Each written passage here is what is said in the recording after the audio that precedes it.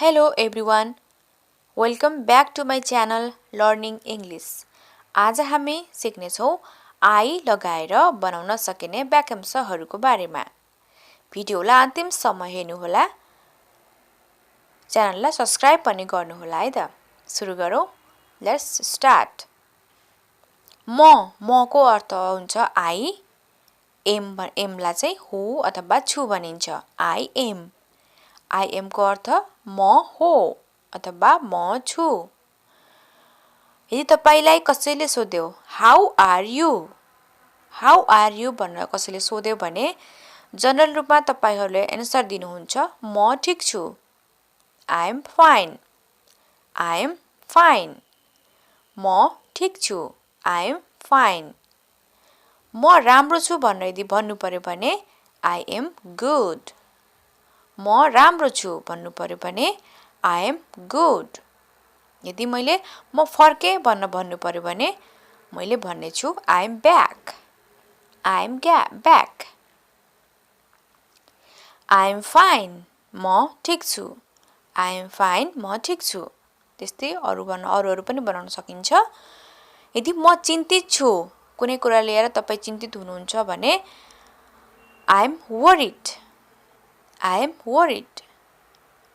यदि म आभारी छु भन्नु पर्यो भने आई एम ग्रेटफुल।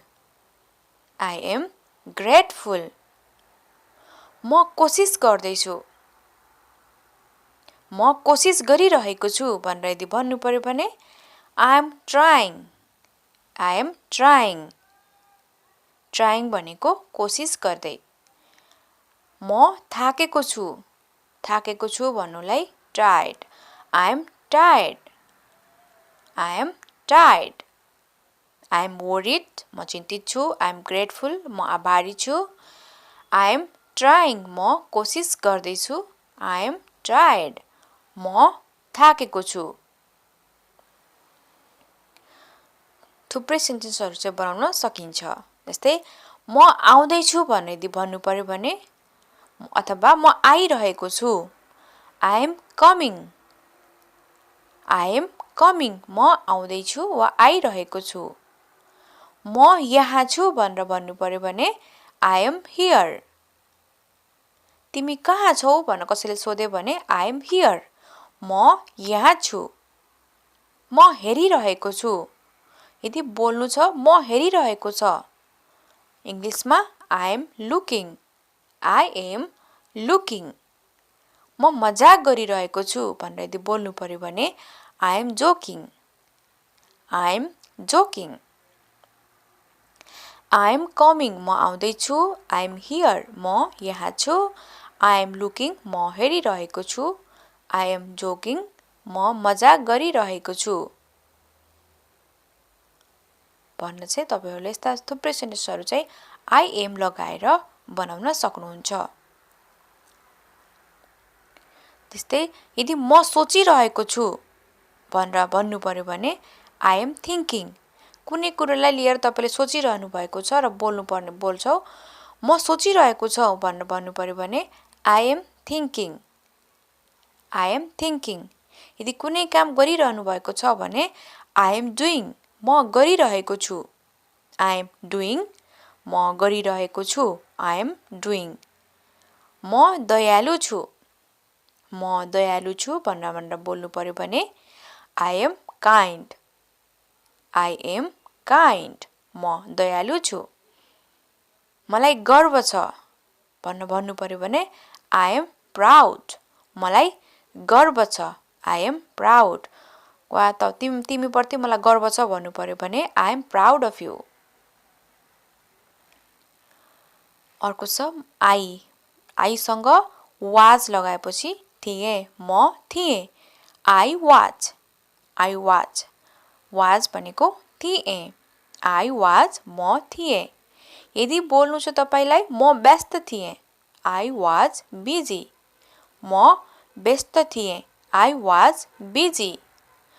म जाँदै थिएँ आई वाज गोइङ। म जाँदै थिएँ आई वाज गोइङ। म चिन्तित थिएँ I was worried. म चिन्तित थिएँ. I was worried. म व्यस्त थिएँ. I was busy. म जाँदै थिएँ. I was going. म चिन्तित थिएँ. I was worried.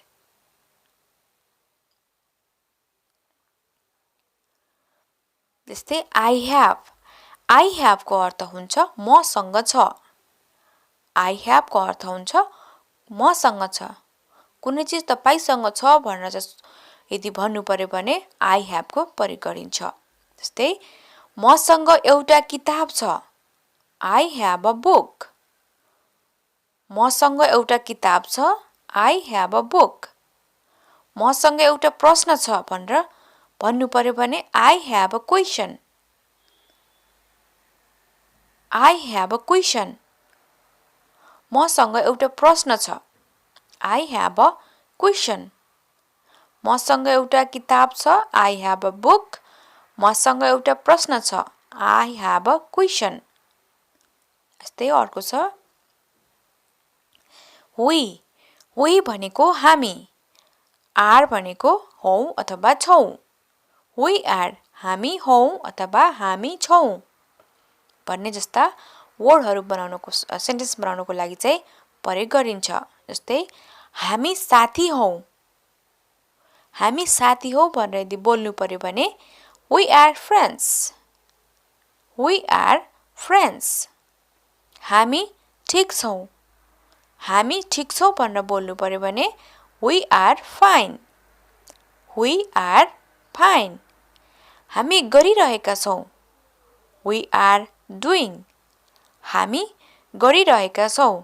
We are doing. हामी साथी हौ भन्नु पर्यो भने we are friends. हामी ठीक छौं भन्नु पर्यो भने we are fine. हामी गरिरहेका छौं भन्नु पर्यो भने we are doing. We are friends. We are fine. We are doing. हामी जाँदै छौं. हामी जाँदै छौं यदि कोही हामी जाँदै छौं भन्ने यदि भन्नु पर्यो भने we are going. We are going. यदि कतैबाट आउँदै हुनुहुन्छ हामी आउँदै छौं भनेर भन्नु पर्यो भने we are coming. हामी आइरहेका छौं भन्नु पर्यो भने we are coming. हामी जाँदै छौं. हामी जाँदै छौं भन्नुलाई we are going. जस्तै अर्को छ can. can को अर्थ हुन्छ सक्छ अथवा सक्नु. सक्छ अथवा सक्नु कुनै काम गर्न सक्नु वा गर्न नसक्नुलाई can भनिन्छ. he can. यदि उसले सक्छ भनेर भन्नु पर्यो भने he can. उसले काम गर्न सक्छ भन्यो भने कसैले उसले सक्छ भन्नु पर्यो भने he can. उसले यो गर्न सक्छ. He can do it. उसले यो गर्न सक्छ को अर्थ हुन्छ he can do it. उसले गर्न सक्दैन. He cannot. He cannot. उसले गर्न सक्दैन. He cannot. उसले सक्छ. He can. उसले सक्छ. He can. उसले यो गर्न सक्छ. He can do it. He cannot. उसले गर्न सक्दैन. अर्को छ maybe. maybe को अर्थ हुन्छ हुन सक्छ अथवा सायद. कुनै काम हुन सक्छ अथवा सायद भनेर चाहिँ यस्ता वाक्यहरु बनाउनु पर्यो भने maybe को प्रयोग गरिन्छ. मलाई अलि ढिलो हुन सक्छ भनेर भन्नु पर्यो maybe a little late. अलि ढिलो हुन सक्छ भन्नु पर्यो भने maybe a little late. त्यस्तै अर्को सायद अर्को महिना maybe next month. कुनै काम गर्नु पर्यो भने चाहिँ कहिलेसम्म हुन्छ भनेर कसैले सोध्यो भने सायद अर्को महिना भन्नु पर्यो भने maybe next month. Maybe next month.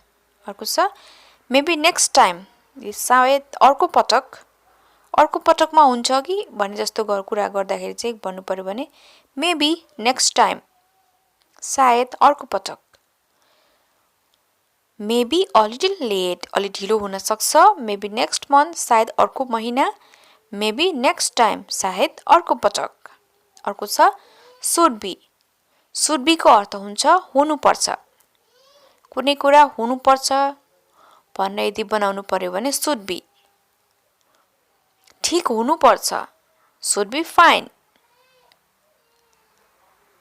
ठिक हुनुपर्छ, सुड बी फाइन। यो अब तयार हुनुपर्छ, it should be ready now. यो अब तयार हुनुपर्छ, it should be ready now. अरू कतै हुनुपर्छ, should be somewhere else. Should be somewhere else. अरू कतै हुनुपर्छ यदि भन्नु पर्यो भने सुड बी समवेयर एल्स। ठिक हुनुपर्छ, should be fine. Should be fine. It should be ready now. यो अब यो तयार हुनुपर्छ, सुड बी समवेयर एल्स। अरू कतै हुनुपर्छ। Thanks for watching guys. च्यानललाई सब्सक्राइब गर्नु पनि गर्नुहोला है त।